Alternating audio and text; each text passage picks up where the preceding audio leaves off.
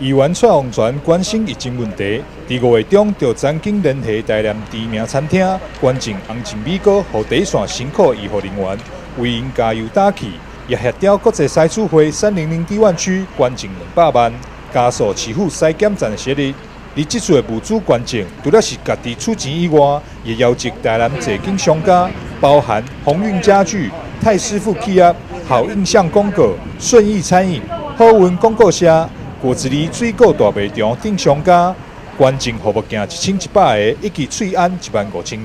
提供予台南市7个消防大队使用。32个捐赠仪式由消防局长李明峰亲自代表收证。非常开心感谢我们蔡旺全议员的协助，然后泰师傅变这个公司等等呢一些企业呢都捐赠我们防护罩，还有医疗用的口罩。那对我们当前疫情的严峻呢，消防人员在从事紧急救护的工作呢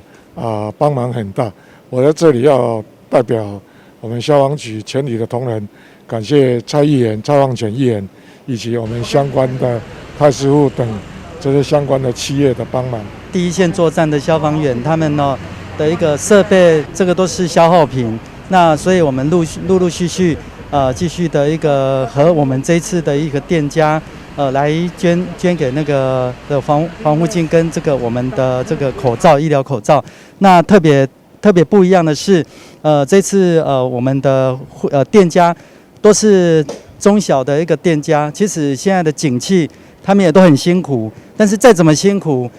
他们愿意站出来，力挺我们第一线的作战的防护人员。那所以我们这次总共捐给我们7个大队所有的这个第一线作战的一个外勤人员，大概有1077位以上哈。那在这边也特别的感谢我们这些出钱出力的这些中小店家。议员蔡洪全另外表示，疫情期间消防人员执行评估危险性。所以有充足防疫措施是必须的。这次的捐赠就是希望会当提供消防兄弟一个安全的执勤环境，会当在保护人民安全时无后顾之忧。蔡旺全蔡议员，赞。台南新闻张硕维采访报道。